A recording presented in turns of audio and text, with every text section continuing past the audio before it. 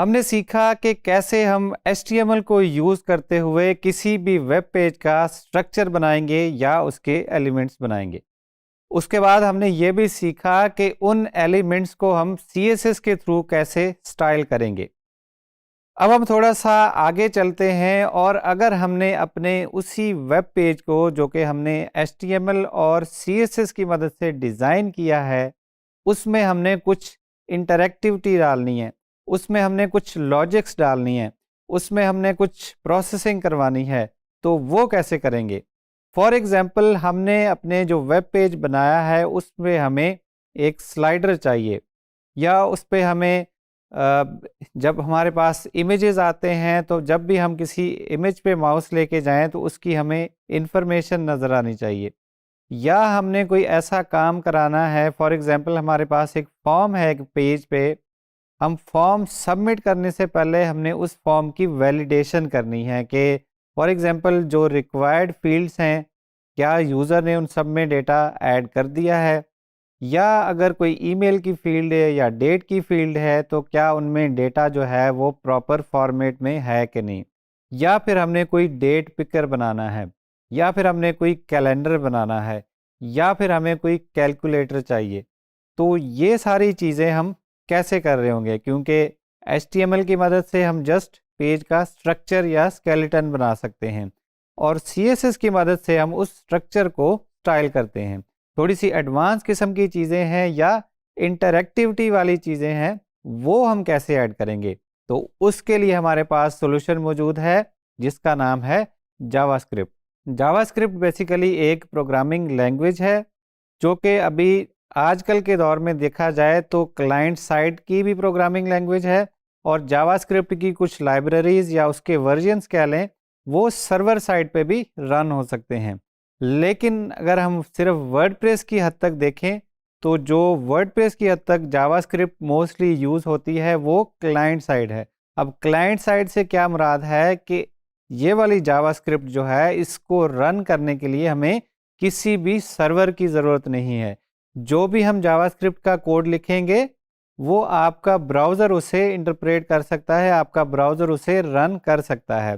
For example हमने एक simple calculator बनाना है तो वो सिंपली आपके ब्राउज़र में रन हो सकता है। ख्याल रहे कि जावास्क्रिप्ट और जावा दो अलग-अलग प्रोग्रामिंग लैंग्वेजेस हैं और इनका आपस में कोई रिलेशन नहीं है। जैसा कि गुलाब और गुलाब जामुन का आपस में कोई रिलेशन नहीं है, दो अलग-अलग चीज़ें हैं। इसी तरह जावा और जावास्क्रिप्ट दो अलग-अलग प्रोग्रामिंग लैंग्वेजेस हैं और जो वर्डप्रेस में हम अपने पेजेस में या हम अपने थीम्स में या प्लगइन्स में जिसका इस्तेमाल करेंगे वो है जावास्क्रिप्ट। अब हम देखेंगे कि कैसे जावास्क्रिप्ट की मदद से हम अपने पेजेस को इंटरैक्टिव बना सकते हैं। हमने जिक्र किया मेगा मेन्यू का, तो यहाँ पे हम देखेंगे कि कैसे CSS, HTML और जावास्क्रिप्ट की मदद से हम एक बहुत खूबसूरत मेगा मेन्यू बना सकते हैं। हमने एक वेबसाइट ओपन की है जहाँ पे जावास्क्रिप्ट के मेगा मेन्यू का एग्जाम्पल बना हुआ है। तो हम देख सकते हैं कि इलेक्ट्रॉनिक्स के अगर मेन्यू आइटम पे हम माउस लेके जाते हैं तो हमें यहाँ पे एक मेगा मेन्यू ओपन होके देखने को मिलता है। दूसरे आइटम पे जाते हैं जो कि फैशन का है तो वहाँ पे भी हमें एक मेगा मेन्यू दिख रहा है। तो ये जो मेगा मेन्यू है ये HTML, CSS और उसके साथ साथ जावास्क्रिप्ट की मदद से बनाया गया है। एक और एग्जांपल देखते हैं जहाँ पे हमने हमने ज़िक्र किया था कि हम वैलिडेशन के लिए भी जावास्क्रिप्ट को यूज़ करते हैं। तो यहाँ पे एक बेसिक वैलिडेशन बनाई गई है जहाँ पे पूछा गया है कि please input a number between 1 and 10। तो अगर हम फॉर एग्जांपल 1 इनपुट करते हैं तो इनपुट इज़ ओके, यहाँ पे बताया गया। अब नंबर हमने इनपुट किया, सबमिट किया और नंबर जो है उसके पीछे अब जावास्क्रिप्ट का कोड रन हुआ ये चेक करने के लिए कि आया ये नंबर 1 और 10 के दरमियान में ही है कि नहीं।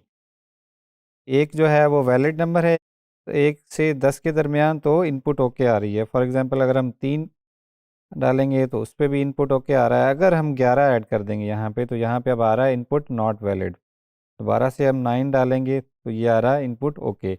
तो यहाँ से हम अपनी फॉर्म की वैलिडेशन भी कर सकते हैं कि जो हम वैलिडेट कराना चाह रहे हैं कि जो इनपुट यूज़र ने फॉर्म में ऐड की है आया वो वैलिड है कि नहीं। एक यूज़ केस इसका ये था। इसके मज़ीद यूज़ केसेस देखेंगे हम इस तरह के बेसिक वैलिडेशन के या स्लाइडर्स के या मेगा मेन्यू के एग्जांपल्स भी बना सकते हैं, या हम उसमें कॉम्प्लेक्स चीज़ें भी बना सकते हैं। जैसा कि अभी हम एक सोलर सिस्टम देख सकते हैं, ये भी जावास्क्रिप्ट की ही मदद से बनाया गया है, जहाँ पे आप देख सकते हैं कि सोलर सिस्टम जो है वो एक एनिमेटेड फॉर्म में आपको नज़र आ रहा है। इसके लिए भी यहाँ पे आप देख सकते हैं HTML लिखी हुई है, उसके बाद CSS का कोड है, और उसके बाद कुछ जावास्क्रिप्ट लिखी हुई है जो इस सोलर सिस्टम को एनिमेट करती है। तो इसी तरह हम अपने पेजेस में जावास्क्रिप्ट का इस्तेमाल करके उनको इंटरैक्टिव बना सकते हैं। उसके साथ साथ हमने स्लाइडर्स का भी जिक्र किया था, तो ये हम देख सकते हैं स्क्रीन पे कि हमारे पास एक कार्ड स्लाइडर है। वैसे अगर हमारे पास जस्ट प्लेन HTML होती तो इतनी स्पेस में ये सिर्फ एक ही कार्ड आना था, लेकिन हमने जावास्क्रिप्ट की मदद से उसको क्या बना लिया है, एक स्लाइडर बना लिया है। तो अब हम एरो पे क्लिक करेंगे तो हम मज़ीद कार्ड्स भी देख सकते हैं उसी स्पेस में। वापस जाना चाहें तो वापस भी जा सकते हैं, नेक्स्ट पे जाना चाहे तो नेक्स्ट पे भी जा सकते हैं। इसी तरह आपने वेबसाइट्स पे देखा होगा कि टीम मेंबर्स के कार्ड का स्लाइडर बना हुआ है, या टेस्टिमोनियल्स का स्लाइडर बना हुआ है, या जस्ट इमेजेस का स्लाइडर बना होगा। तो ये सारे स्लाइडर्स भी हम जावास्क्रिप्ट की मदद से ही बनाते हैं।